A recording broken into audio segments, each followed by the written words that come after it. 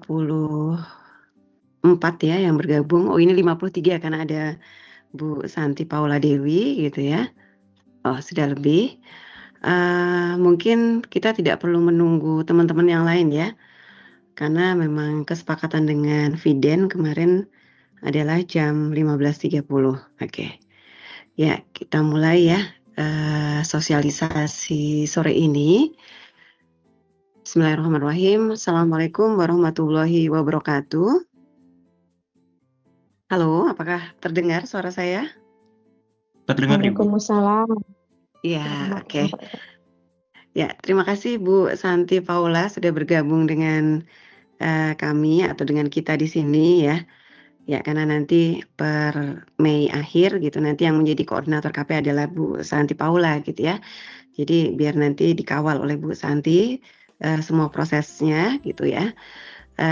Jadi seperti yang rutin dilakukan oleh Prodi setiap tahun, untuk mahasiswa semester 6, Prodi biasanya akan melakukan 2 kali sosialisasi gitu ya. Yang pertama di bulan Maret itu adalah sosialisasi terkait dengan KP, karena di bulan Juni sampai September nanti selama libur semester ya, Anda akan melakukan KP, dan setelah itu biasanya di bulan April atau Mei gitu ya, akan ada sosialisasi terkait dengan TA.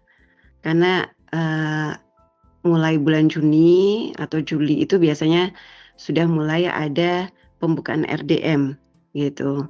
Jadi memang semester 6 ini semester yang cukup cukup banyak intensitasnya berinteraksi dengan prodi gitu ya. Karena Anda disiapkan untuk mulai memiliki pengalaman di luar dan sekaligus menyiapkan proposal tugas akhir Anda.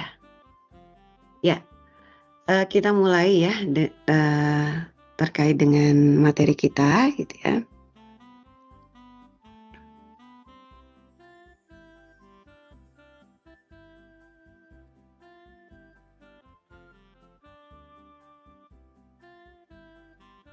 Ya, oke. Jadi ini mungkin sebenarnya sudah merupakan PPT yang setiap tahun disampaikan gitu ya. Nanti bisa diperbaiki lagi oleh Bu Santi Paula nanti. Ya, ini adalah ilustrasi dulu ya, ilustrasi terkait dengan KP yang dilakukan oleh kakak kelas Anda.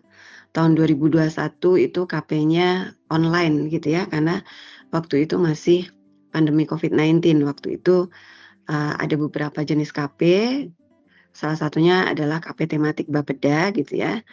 Waktu itu online, tidak begitu banyak yang tergabung di Bapeda, tetapi banyak yang kembali di rumah masing-masing gitu ya, yang kemudian KP di lokasinya masing-masing. Kemudian 2022 juga masih suasana sehabis COVID ya, masih pakai masker gitu ya. Banyak yang bergabung dengan KP tematik, tapi ini hanya salah satu alternatif saja gitu ya. Jadi Anda nanti bisa memilih jenis KP yang lain. Ya. Kemudian ini perbandingannya saja ya. Ini KP tematik Bapeda 2023 dan KP tematik yang lain Pusdataru yang saat ini sudah dikelola oleh laboratorium geomatik secara langsung gitu. Ya. Jadi sekarang Anda ada di semester 6 ya.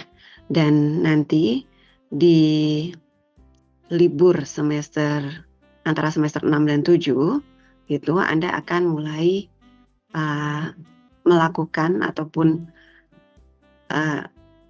melakukan pengalaman langsung gitu ya di lapangan gitu ya, terkait dengan bagaimana sih sebenarnya pekerjaan atau kegiatan yang dilakukan oleh instansi pemerintah atau swasta ataupun NGO gitu ya, terkait dengan kegiatan perencanaan dan pembangunan wilayah.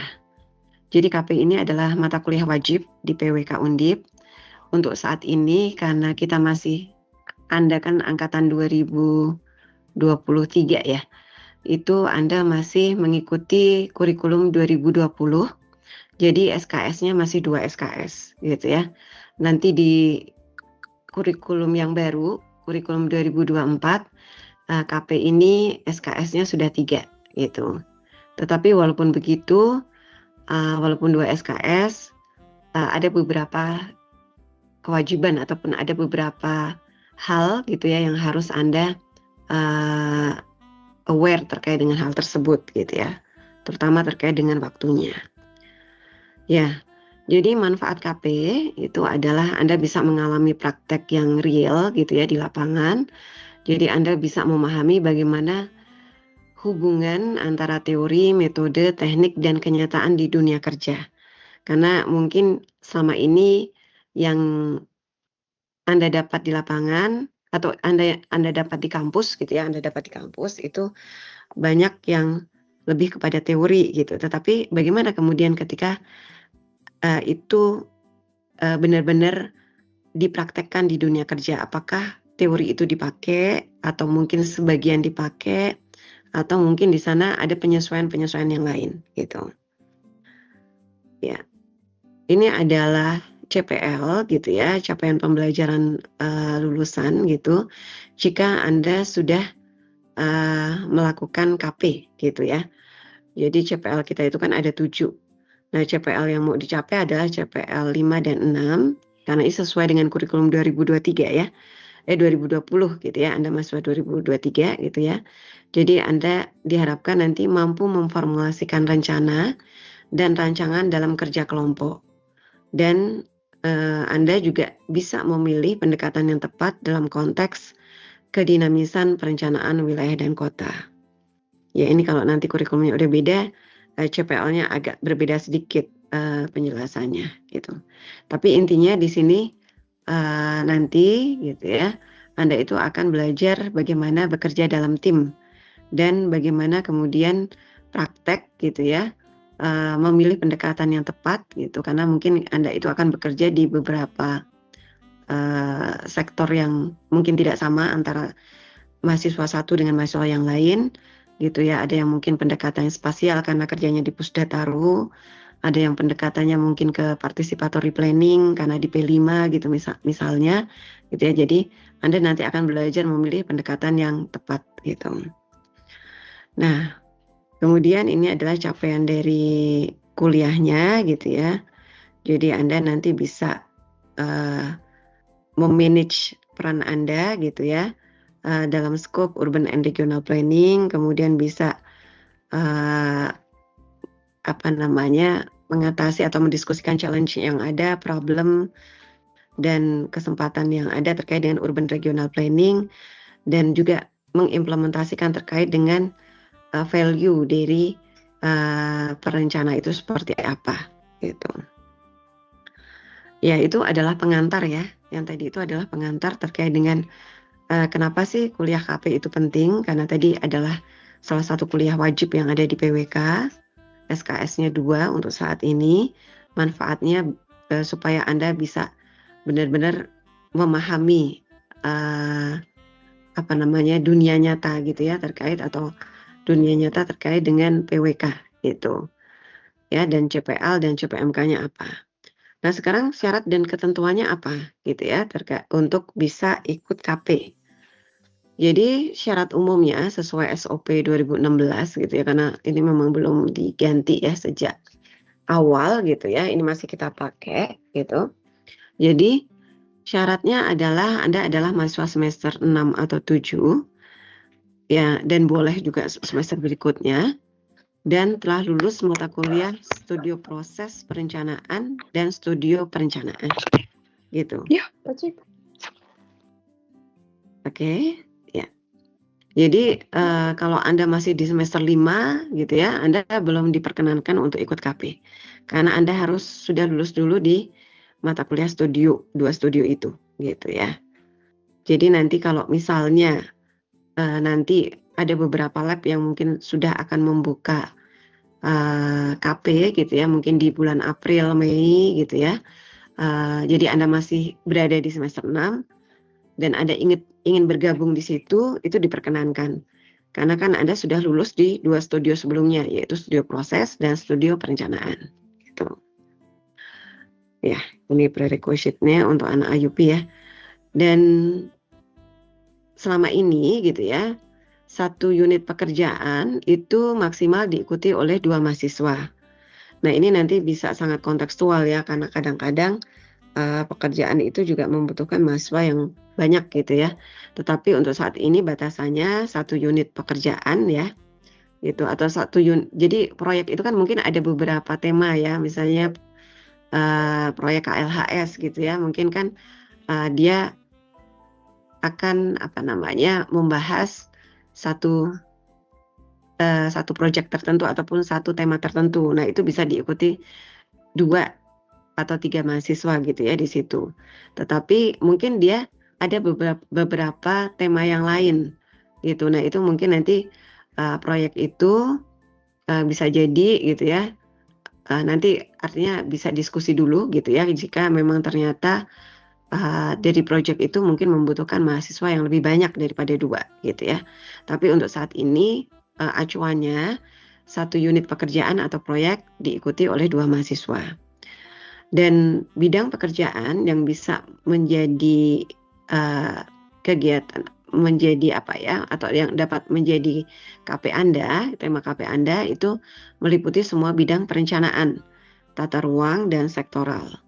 Dan lama KP adalah 3 bulan. Memang untuk tahun lalu, tahun 2025, kita sempat artinya menyesuaikan waktu KP tersebut dengan SKS-nya, yaitu 2 SKS. Jadi kemarin kita sempat untuk kakak kelas Anda itu tidak mewajibkan sampai 3 bulan gitu ya, hanya 2 bulan gitu. Karena waktu itu kan ada beberapa masukan terkait dengan SKS-nya, tetapi karena kita sekarang mau kembali ke akreditasi ASIIN gitu ya, kebetulan akreditasi ASIIN ini mewajibkan ataupun menyarankan kita untuk bisa melakukan KP 3 bulan, supaya Anda benar-benar paham terkait dengan hal itu, maka kita kembali, untuk saat ini kita kembali ke waktu KP yang 3 bulan gitu. Nah, untuk tata cara pendaftarannya, jadi mahasiswa yang memenuhi syarat itu mendaftar ke prodi. Nah, mendaftarnya itu tidak secara manual gitu ya, tetapi nanti Anda akan mengirim dokumen atau menyerahkan proposal KP itu ke link yang ada di website S1 PWK gitu ya. Jadi nanti silahkan dicek website kita PWK FT Undip ACID, pilih yang S1 dan pilih yang formulir kerja praktek. Jadi Anda menyusun dulu proposalnya gitu ya. Nanti untuk format proposalnya seharusnya sudah ada di website tersebut, tetapi nanti jika itu belum bisa diakses oleh Anda, saya akan membagi ke Piden ya, gitu. Ya, tetapi sebelum mendaftar gitu ya, kami mengharapkan mahasiswa sudah melakukan pendekatan informal dulu dengan IKP yang dituju gitu.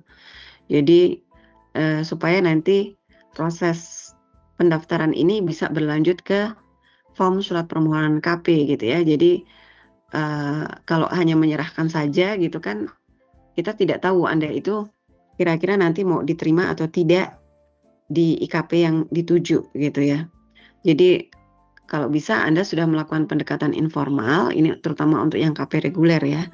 Reguler misalnya Anda mau ke konsultan gitu, misalnya CV Tunas yang dekat dengan fakultas FEB gitu ya.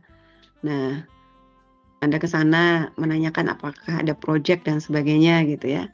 Nah, atau ke Bintari misalnya gitu. Nah, kemudian setelah ada mungkin informasi bahwa akan ada KP mungkin ataupun ada proyek di bulan Juni gitu.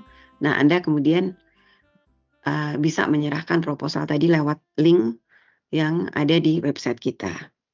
Nah, setelah proposal itu dimasukkan ke situ gitu ya, nanti kemudian kita akan memberikan surat pengantar gitu ya kepada Anda. Nah, surat pengantar itu nanti akan Anda isi gitu ya, akan Anda Anda kirim ke Silama FT gitu ya. Jadi surat permohonan KP itu nanti akan Anda masukkan ke Silama FT atau kalau sekarang namanya Silma kalau nggak salah ya. Dan di situ kemudian Anda akan mendapatkan surat pengantar langsung dari WD1 ya biasanya gitu. Dan itu dipakai secara formal dipakai oleh Anda untuk diajukan ke IKP yang Anda tuju gitu. Nah, ini adalah link yang ada di website kita gitu ya.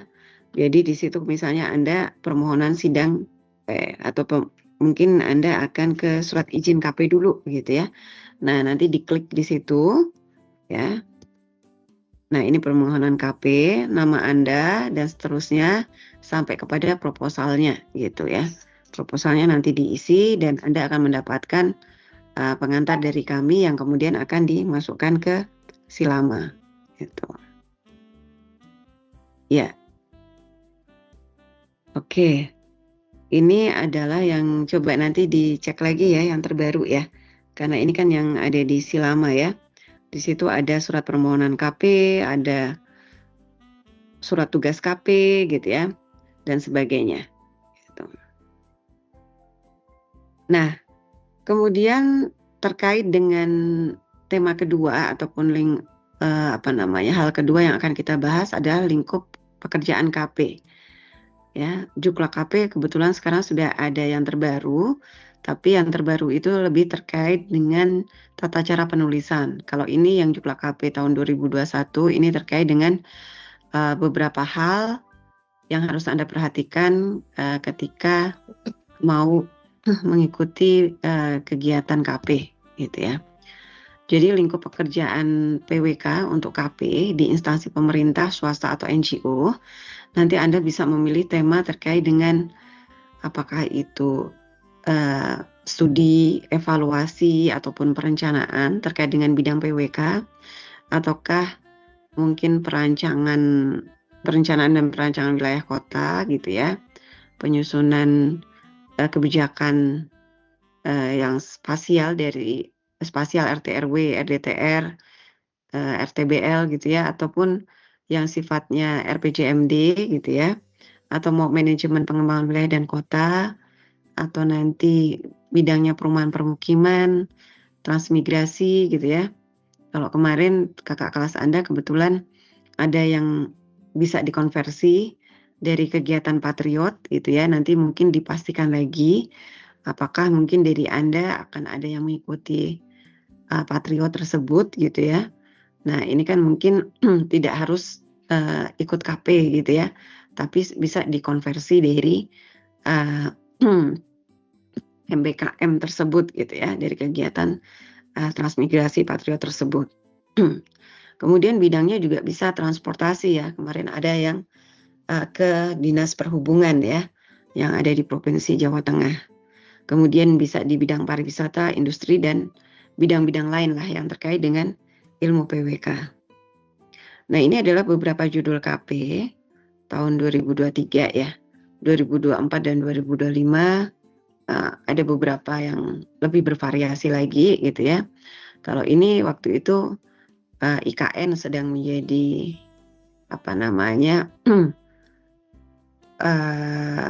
bahasan yang paling mungkin tren pada waktu itu gitu. Jadi kajian terkait dengan IKN pada waktu itu baik dari Bappenas gitu ya maupun dari instansi yang lain gitu itu waktu itu menjadi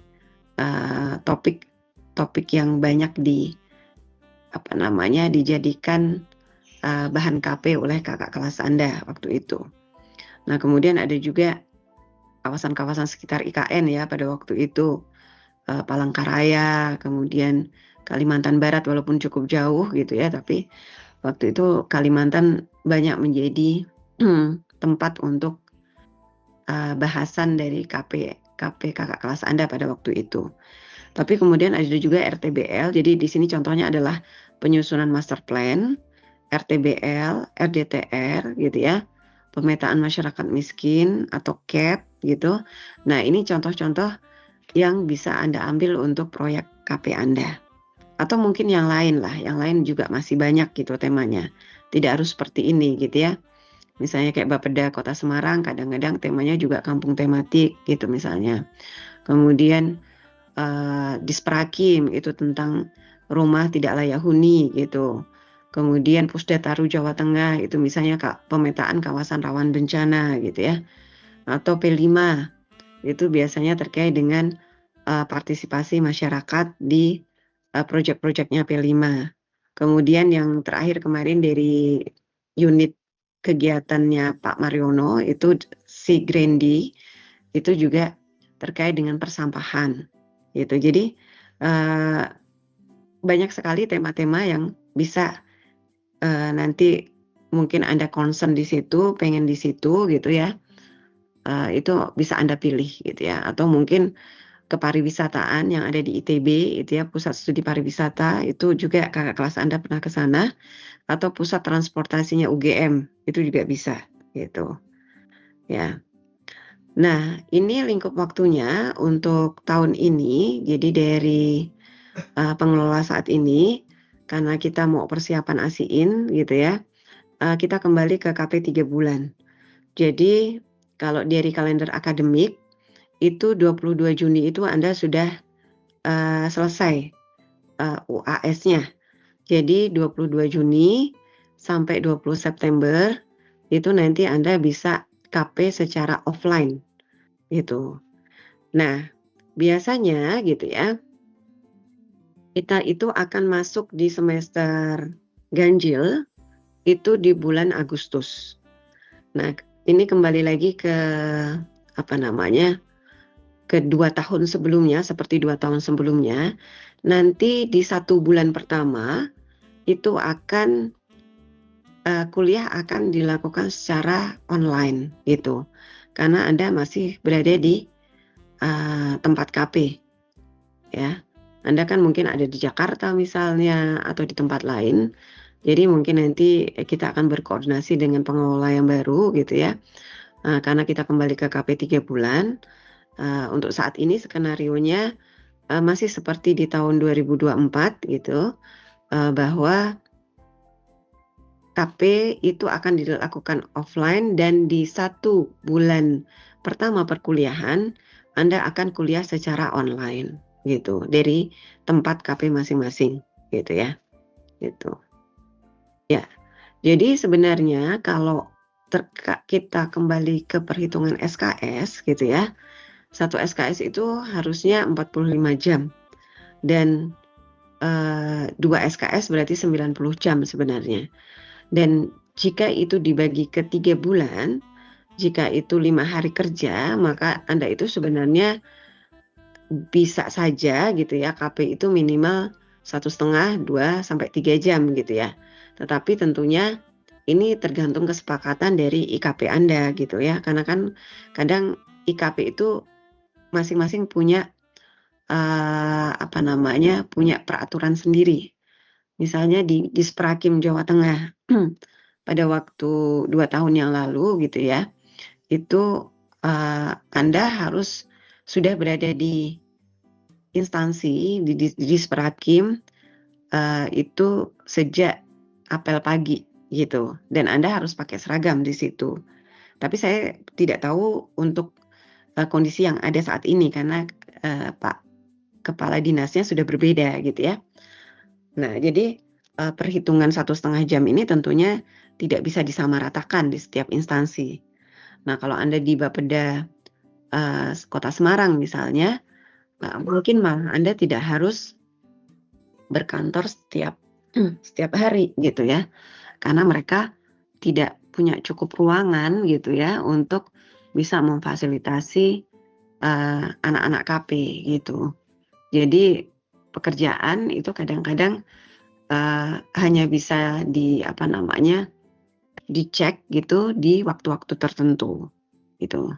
Tapi bagaimanapun mungkin masing-masing punya cara untuk bekerja sesuai dengan instansinya, itu tidak masalah gitu ya.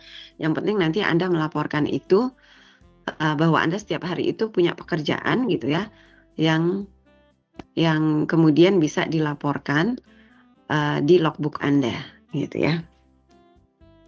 Oke, jadi pelaksanaan KP ini kalau secara resminya Anda itu akan melaksanakan KP di masa liburan semester genap, gitu ya, akhir Juni sampai akhir September. Lama KP-nya 3 bulan. Kalau dianggap 5 hari kerja, gitu dalam seminggu itu Anda tadi bisa 1,5 jam, 2 sampai 3 jam per hari. Nah, pendaftarannya lewat link yang ada di website S1 PWK. Ya, ini secara resminya. Tetapi jika nanti ternyata dalam bulan April ini misalnya ataupun Mei gitu ya, sudah ada pembukaan dari lab-lab yang ada di PWK gitu ya. Mungkin tidak cuma lab, tapi kalau tidak salah kemarin juga ada unit penelitian gitu ya. Kemarin misalnya kayak Cure gitu, Cure-nya Bukadep itu kalau tidak salah juga akan membuka gitu ya. Kemudian ada juga kerjasama antara UI dengan Undip gitu ya. Mereka butuh beberapa tenaga survei gitu ya dan tenaga peneliti di bulan-bulan mungkin menjelang bulan Juni gitu. Nah, itu juga bisa Anda bisa Anda jadikan tempat IKP Anda gitu ya. Jadi ini yang jika Anda memang mau sesuai dengan waktu yang dialokasikan gitu ya. Tapi kalau memang Anda ada kesempatan yang lain, Anda bisa memanfaatkan kesempatan tersebut. Ya, jadi ini KP-nya offline ya.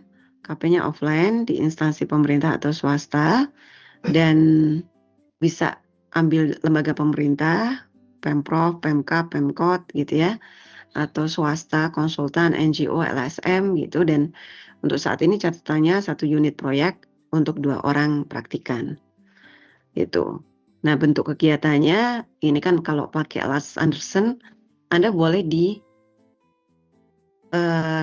titik yang mana aja gitu ya. Tapi yang pasti sebaiknya Anda kadang-kadang kan kita tidak bisa lengkap ya. Tidak bisa lengkap mulai dari pengumpulan data, analisis, rencana itu dilakukan oleh Anda semua itu kadang tidak bisa karena waktunya kan terbatas ya. Gitu. Tapi yang pasti dari setiap proses yang Anda lakukan, Anda bisa melaporkan melaporkan hal tersebut dan nanti Anda akan membandingkan itu dengan teori yang ada. Gitu. Nanti dalam kegiatan KP ini akan ada supervisor ya. Yang pertama ada dosen pembimbing KP dari PWK dan ada pembimbing di IKP gitu.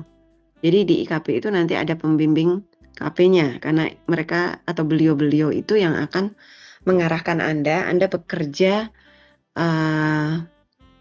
menurut target yang diinginkan ataupun yang ingin dicapai oleh IKP tersebut.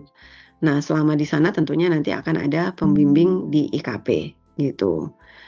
Nah, di tempat kita nanti juga Anda akan mendapatkan 1 pembimbing KP yaitu dosen ya, dosen yang ada di sini itu yang Anda harus sejak awal Anda KP, Anda sudah harus dan ketika sudah mulai distribusi dosen pembimbing KP, Anda sudah harus mulai menyapa gitu ya, menyampaikan kepada dosen pembimbing tersebut bahwa Anda adalah bimbingan beliau, Anda KP di sini dan Anda mendapatkan tugas ini gitu ya.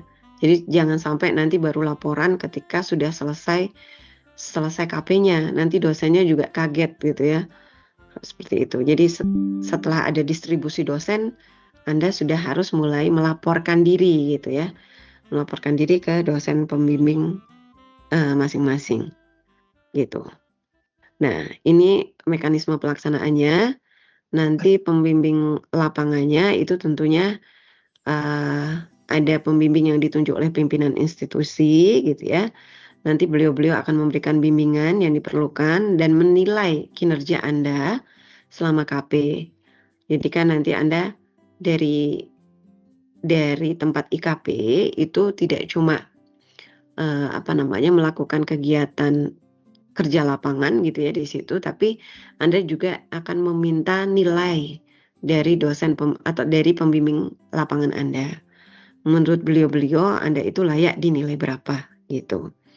Dan kemudian ada dosen pembimbing yang ditunjuk oleh pengelola prodi untuk membimbing,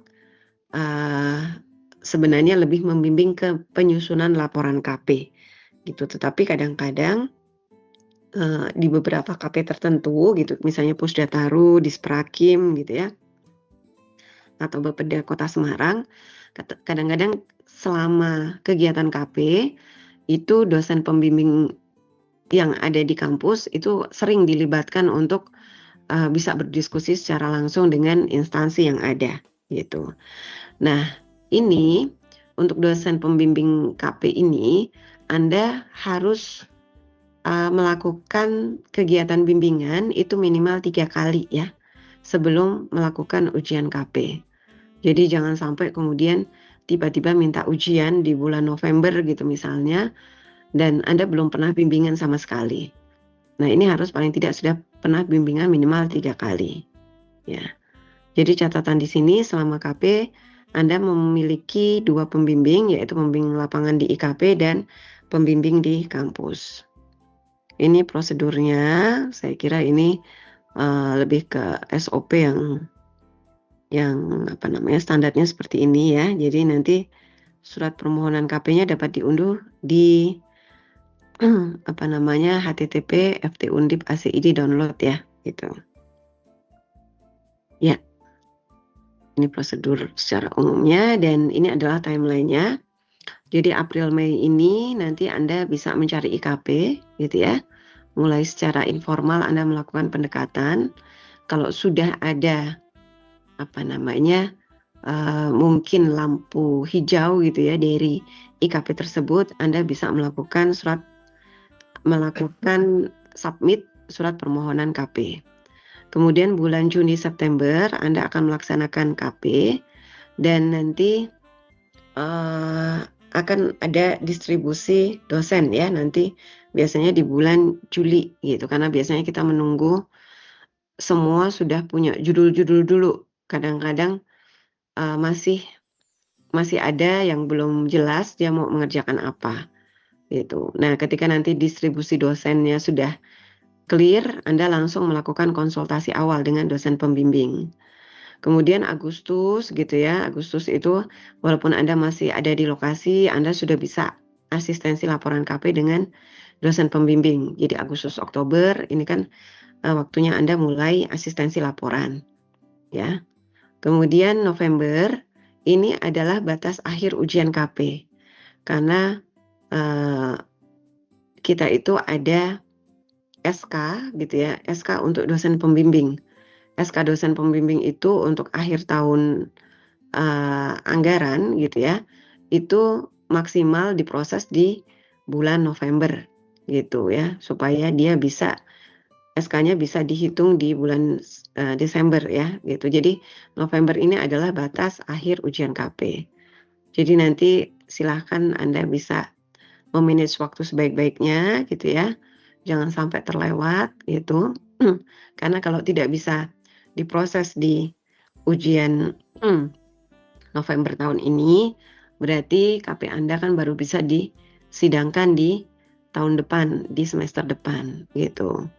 Jadi sebenarnya itu tidak masalah karena KP itu berlaku untuk 1 tahun gitu ya. Gitu. Tetapi setelah itu Anda kalau tidak bisa disidangkan lagi, Anda harus mencari tempat KP yang baru gitu ya. Nah, karena mulai tahun 2024 itu ada formulasi yang berbeda gitu ya terkait dengan form penilaian gitu ya. Jadi form penilaian itu kita menyesuaikan dengan form penilaian yang ada di SSO gitu. Jadi sebenarnya KP itu kan punya nilai-nilai yang spesifik ya, misalnya nilai pribadi gitu ya. Ada nilai pekerjaan, kemudian pemahaman selama KP, kemudian nilai mutu pekerjaan gitu ya, kemudian penguasaan substansi KP dan laporan KP. Tetapi di SSO kriteria ini kan tidak dikenal. SSO itu kriterianya adalah aktivitas partisipatif, hasil proyek, kuis, tugas gitu ya, UTS, UAS gitu ya. Nah, makanya ada penyesuaian gitu ya dari nilai-nilai yang kita miliki gitu dengan nilai yang ada dengan standar yang ada di SSO gitu. Jadi nanti nilai pribadi Anda itu akan didapat dari nilai penilaian IKP. Jadi kalau bisa Anda do the best ya di IKP karena 25%, bahkan 50% gitu ya. Atau di sini hitungannya malah 60% nih. Ada penilaian IKP, itu dari nilai pribadi, nilai kerja, dan nilai mutu pekerjaan gitu. Nah itu semuanya dari nilai IKP gitu. Ya, jadi kalau Anda nilainya dari IKP 70 gitu ya, itu kan udah 60%-nya sendiri udah 70 gitu ya. Tapi kalau Anda nilainya bisa bagus di sana, itu akan membantu nilai KP Anda. Nah, kemudian nanti nilai dari dosen pembimbing itu ada pemahaman pemahaman tentang praktik perencanaannya, penguasaan substansinya, dan laporan KP-nya itu sendiri gitu. Ya, jadi ini ada 2 nilai yang dipakai untuk bisa dimasukkan di SSO. Ya, kalau rentang nilainya untuk saat ini kan masih sesuai dengan rentang nilai untuk kurikulum 2020 ya, jadi tidak ada nilai tengah di sini gitu. Nah, ini adalah peserta KP tahun-tahun sebelumnya gitu ya. Kalau tahun-tahun sebelumnya kan ada konversi MBKM gitu ya. Nah, ini juga waktu itu ada mahasiswa IUP yang dia dikonversi dari ataupun dia KP di TUM gitu ya. Dan ada juga yang KP reguler dan lab gitu ya.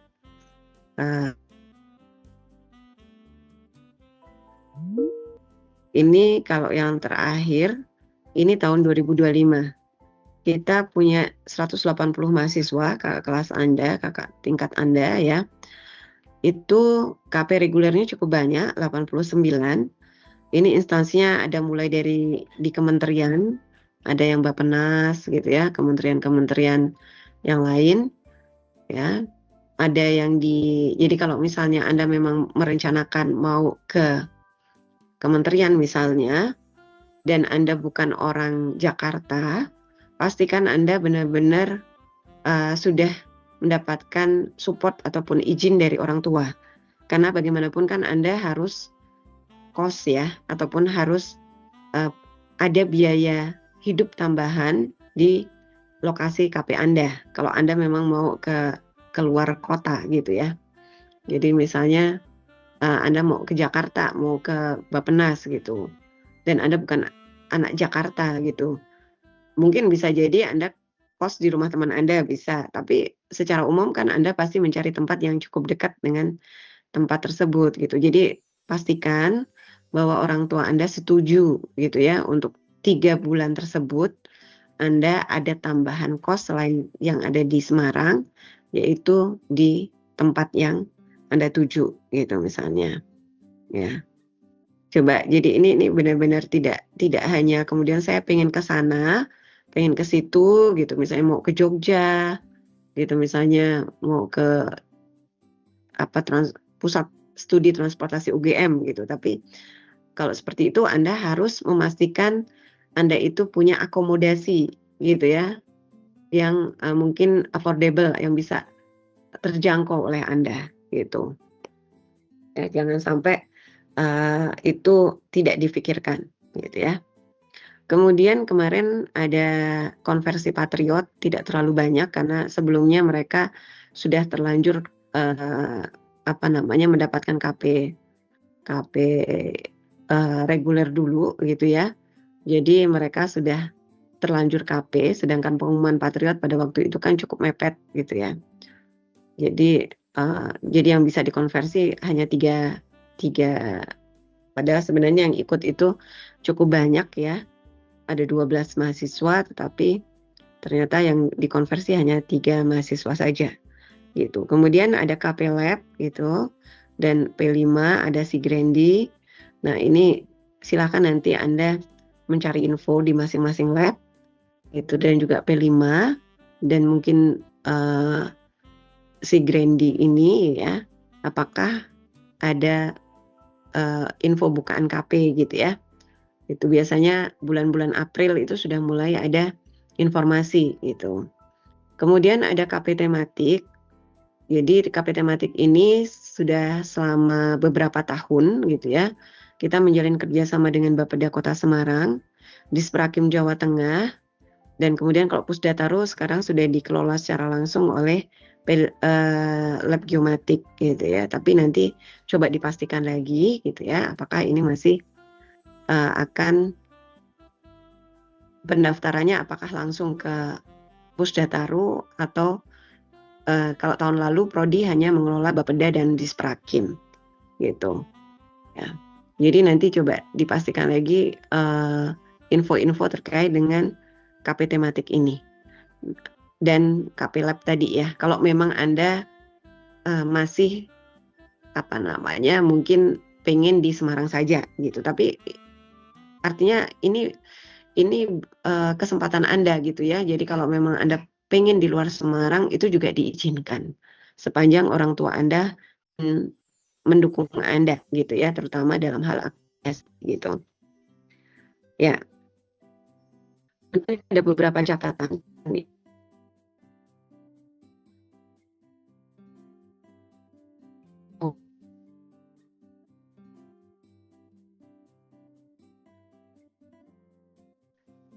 Dan sebagainya.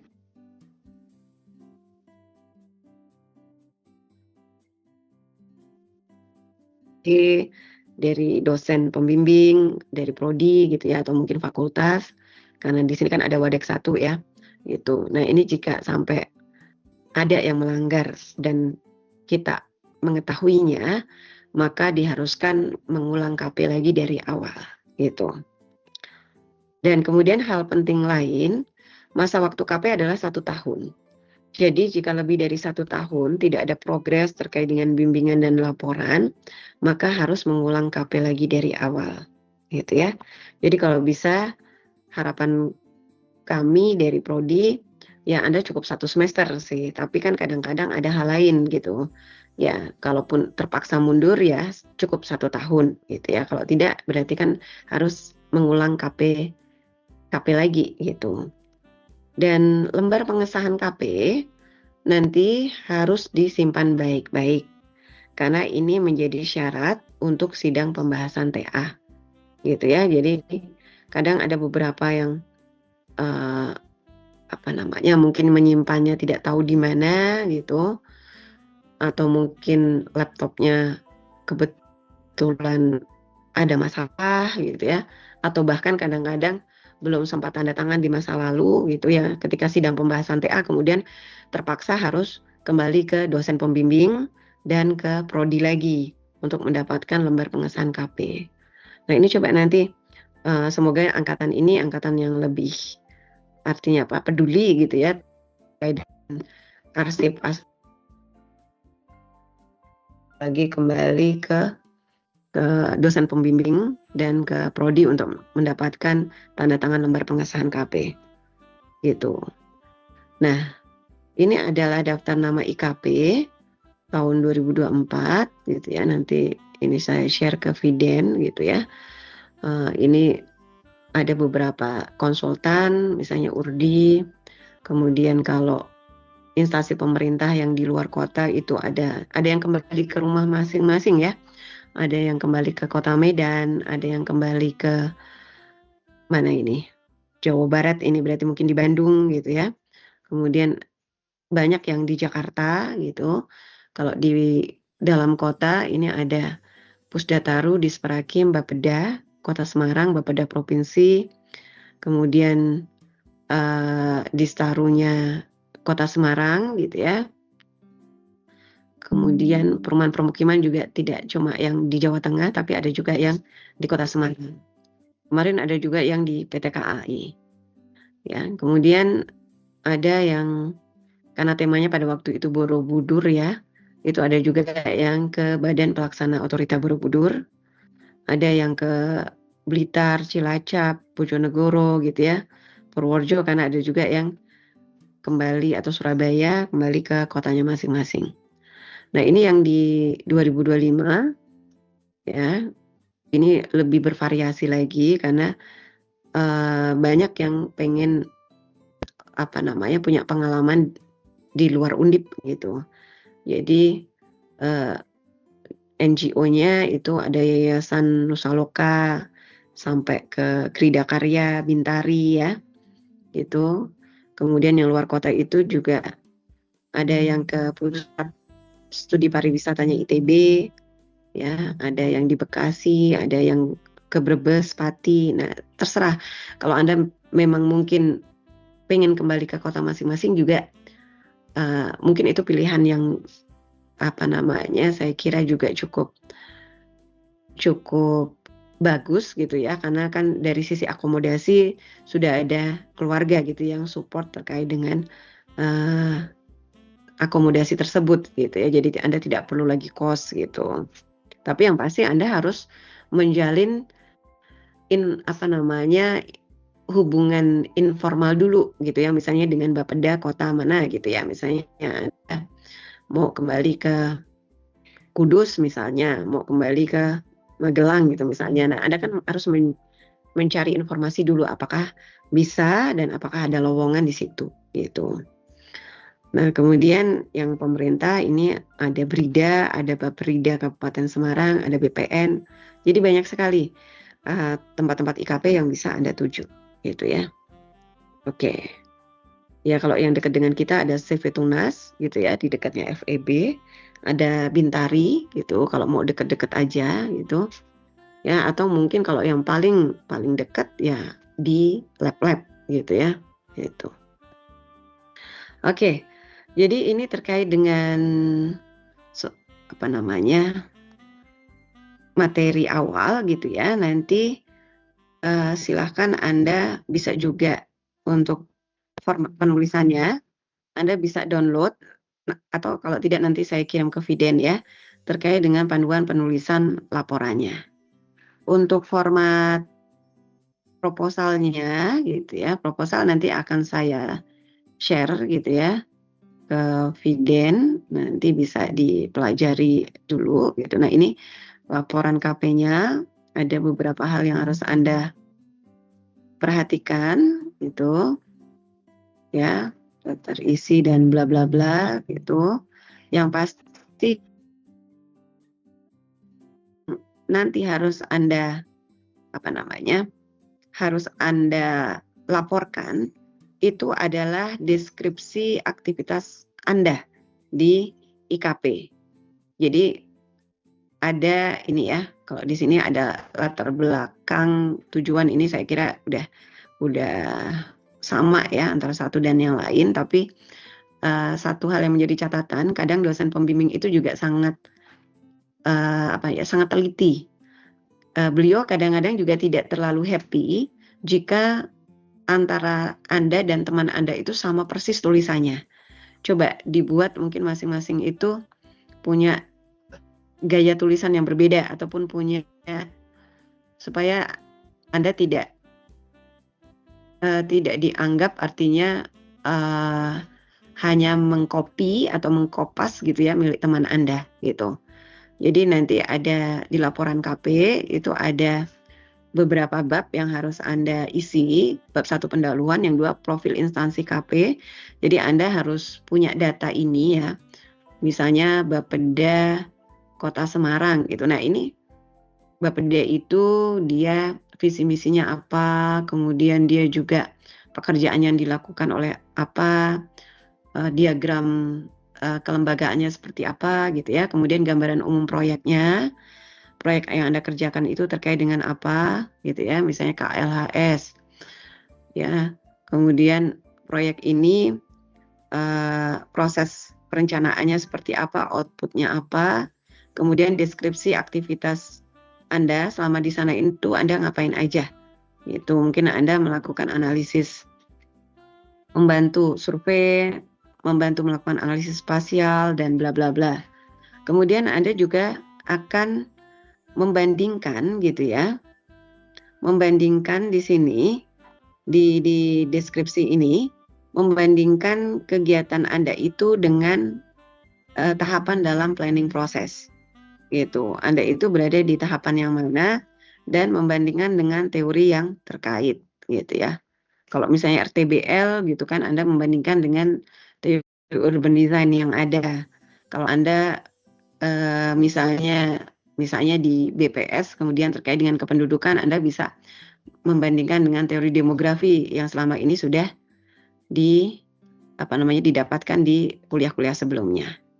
Ya, oke, ini nanti ada pembelajaran dan rekomendasi, lesson learn-nya apa, daftar pustakanya apa, dan surat-surat ini harus dilengkapi oleh Anda. Nah, jadi nanti sejak awal Anda kan akan mengarsip surat-surat yang sudah Anda sudah Anda lakukan ya. Artinya kalau pertama jelas lembar asistensi, kemudian surat menyebut KP, permohonan KP, surat izin KP, surat keterangan diterima KP, surat tugas KP gitu ya. Permohonan nilai KP ini semuanya nanti diarsip oleh Anda dan dijadikan lampir di laporan KP Anda. Kemudian presensi kehadiran KP itu juga nanti menjadi lampiran, laporan mingguan gitu, dan KAK. Anda itu ngerjain apa di sana, pekerjaannya itu outputnya apa, itu tuh harus ada KAK proyeknya gitu ya. Nah, ini surat menyuratnya, ini nanti bisa di-download ya formatnya di situ. Di PWK Undip ACID S1 formulir KP. Ya. Ini mungkin kalau penulisan nanti bisa dipelajari sendiri. Ini yang pasti ini tadi cara penulisannya, dan yang terakhir adalah lampiran-lampirannya ya. Lembar asistensi ini tadi minimal 3 kali ya. Asistensi, ini surat permohonannya dari Anda gitu. Nanti ketika masa Anda mungkin nanti agak berbeda karena mungkin kaprodinya sudah bukan Pak Yudi lagi ya. Anda kan bulan Juni Pak Yudi sudah lagi menjadi Kaprodi S1 PWK Undip ya gitu.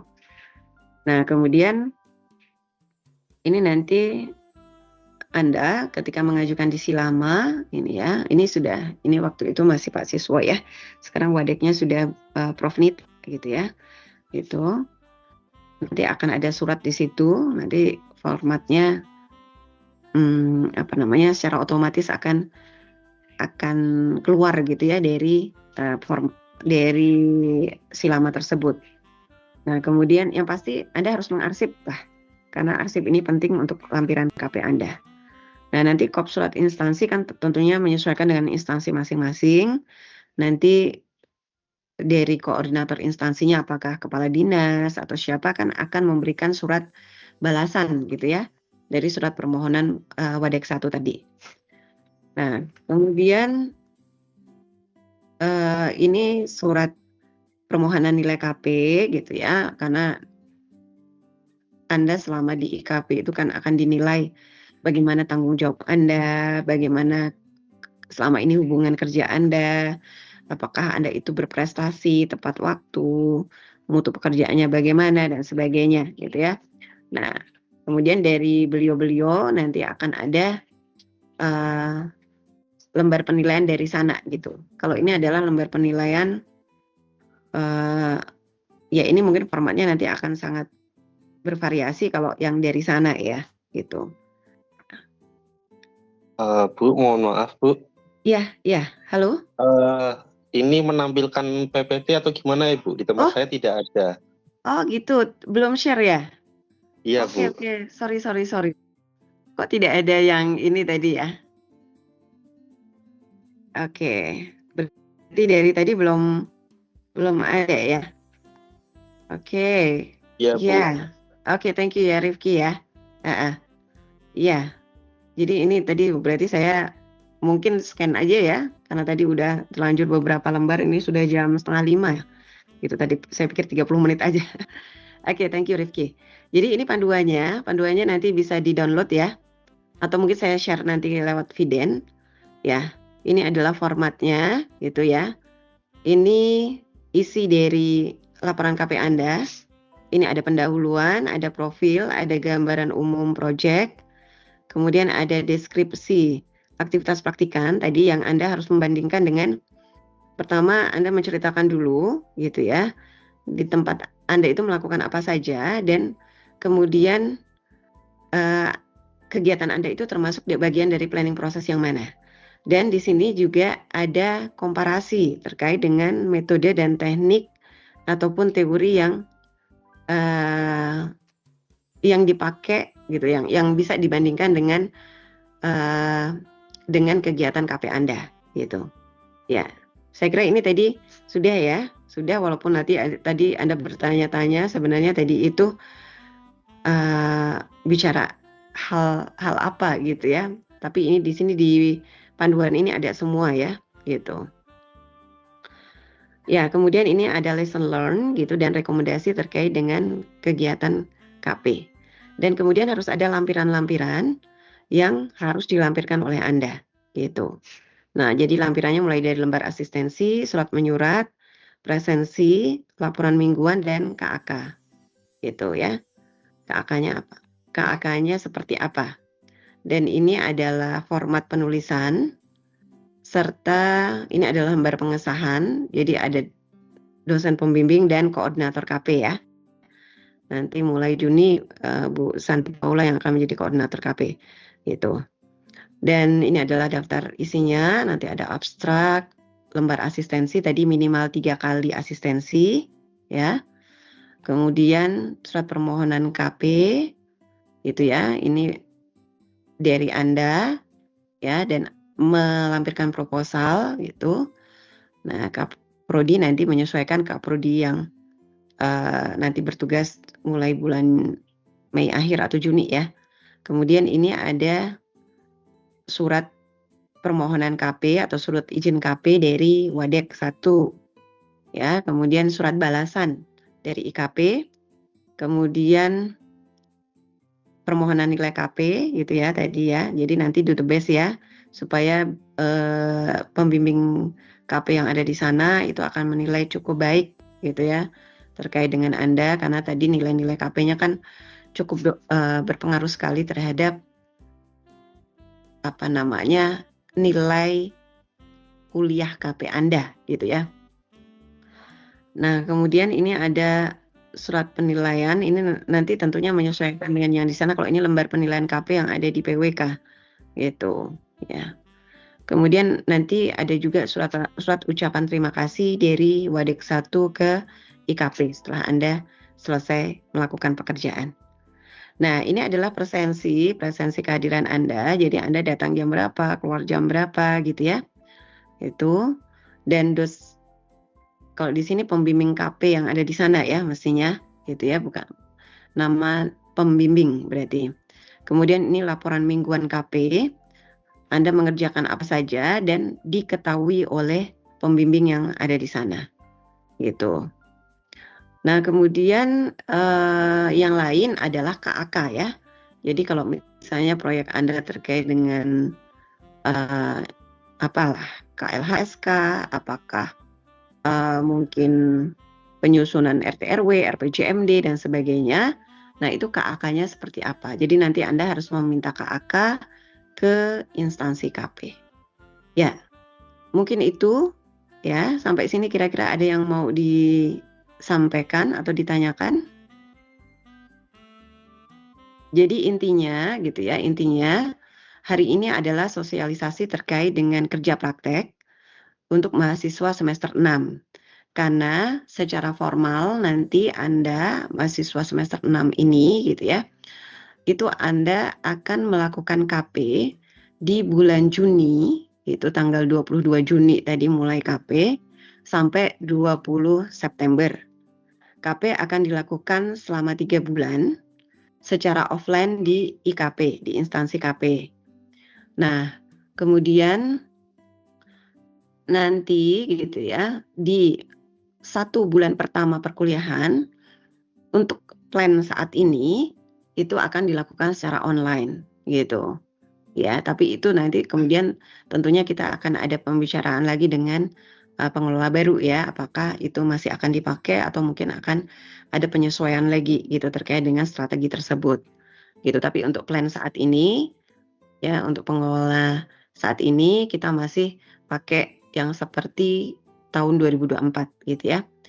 Nah, jadi mulai bulan April nanti atau mungkin kalau mau Maret ini gitu ya, kalau Anda nanti pulang lebaran ketemu dengan saudara-saudara yang ada di rumah Anda ataupun mungkin ketemu dengan orang Bapeda atau apa gitu, Anda bisa mulai bertanya apakah ada pekerjaan gitu ya yang Anda bisa ikuti dan bisa jadikan itu KP gitu ya di bulan Juni sampai September nanti gitu. Jadi ini kesempatan buat Anda nanti untuk pulang itu untuk artinya apa ya, mencari koneksi lah gitu ya, mencari informasi terkait dengan KP gitu.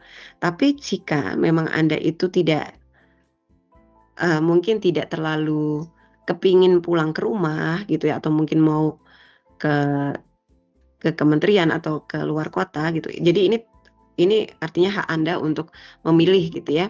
Anda bisa aja mulai mencari informasi di lab-lab yang ada di PWK Undip gitu ya. Mungkin ada beberapa lab yang akan buka mulai April gitu ya. Nah, itu Anda bisa mendaftar di situ atau mungkin bisa bertanya ke P5.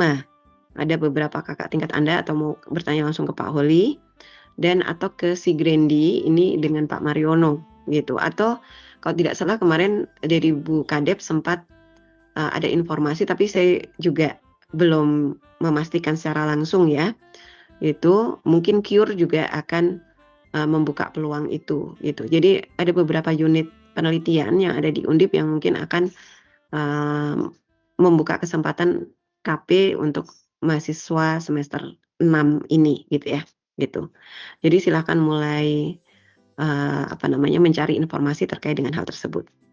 Ya, mungkin itu dari saya. Kira-kira ada yang mau disampaikan atau mau dipastikan lagi atau tidak atau ditanyakan? Sudah cukup jelas atau belum? Ya, Sekar, silakan. Ya, silakan Sekar. Baik, Ibu, permisi saya ingin bertanya untuk KP ini misalkan apabila terdapat panggilan dari institusi di luar dari range pelaksanaan KP yakni Juni sampai September, apakah diperbolehkan ya Ibu atau tidak? Terima kasih. Di luar dari Juni sampai September ya. Oke, ini sekarang ada di mana ini? Masih di kereta Ibu. Oh iya, pantas ini suaranya kadang hilang-hilang. Ya, oke. Ya, saya jawab dulu ya. Jadi sekarang bisa ditutup dulu. Oke. Jadi misalnya ya, tadi ada beberapa lab yang akan membuka peluang KP itu bulan April gitu ya. Gitu. Itu diperbolehkan.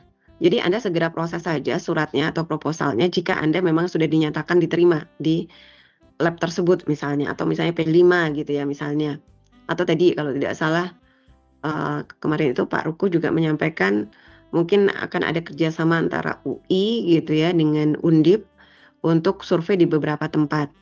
Jadi Anda tidak meninggalkan kampus gitu ya. Anda tetap offline. Jadi tetap offline itu tetap datang ke lokasi, misalnya Anda tetap datang ke P5, Anda tetap datang ke lab rancang misalnya, atau Anda datang ke lab geo gitu ya. Ya, secara offline Anda hadir di situ gitu ya. Misalnya mulainya April gitu. Itu boleh gitu. Karena tadi kan syarat KP itu Anda berada di semester 6 dan 7 gitu atau semester yang lebih tinggi dan Anda sudah lulus studio proses dan studio perencanaan. Jadi secara makanya kan kita butuh KHS Anda. KHS Anda ya, KHS Anda. Untuk tahu Anda itu sudah pernah menempuh itu atau belum. Tapi kalau Anda sudah di studio rancang, tentunya kan Anda sudah lolos di 2 studio sebelumnya gitu ya. Gitu. Ya. Jadi boleh kalau misalnya April sudah mau KP gitu ya, itu bisa, tapi yang pasti kan nanti Anda baru ambil IRS-nya kan di semester depan.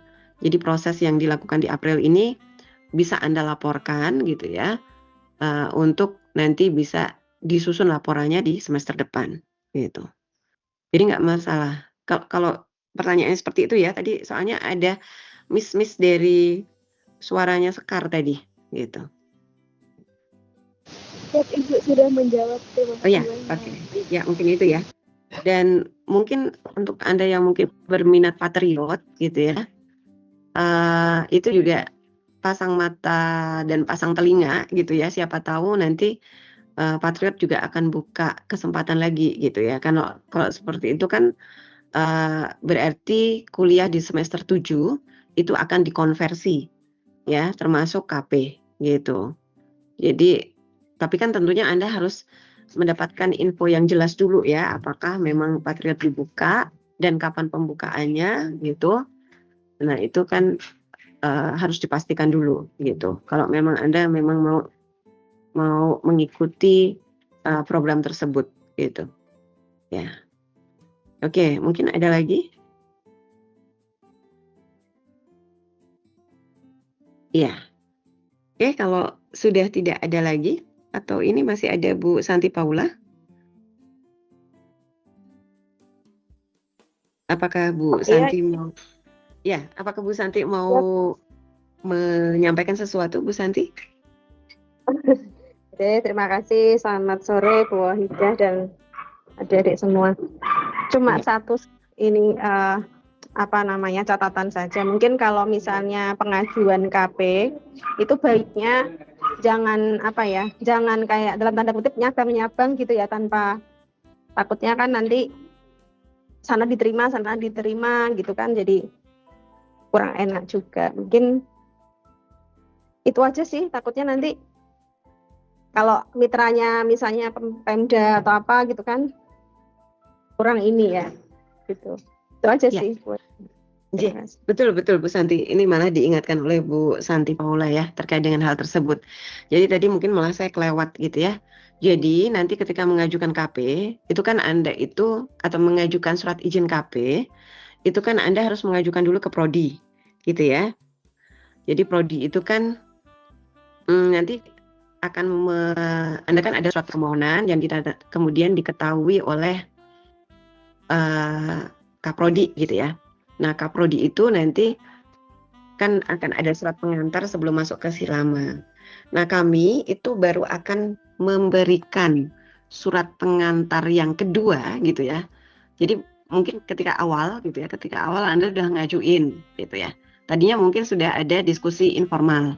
Tapi ternyata setelah itu mungkin ada penjelasan-penjelasan yang lain yang kemudian Anda tidak diterima di situ gitu misalnya atau gimana lah gitu.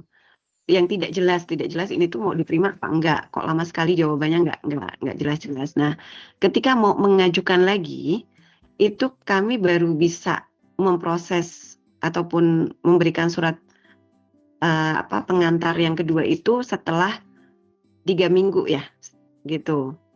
Jadi tadi intinya Anda itu melamar KP itu harus satu-satu gitu. Jadi lamar dulu satu instansi dulu gitu. Baru setelah itu Anda setelah ada kepastian ini sepertinya tidak diterima karena memang mereka itu mungkin tidak mudah untuk tahun ini menerima bla bla bla gitu ya. Ya, oke, setelah 3 minggu baru kita akan bisa memberikan surat pengantar yang baru gitu. Jadi tadi benar. Jadi memang tidak boleh kemudian bukan tidak disarankan, malah tidak boleh Anda melamar kemudian di banyak tempat sekaligus gitu.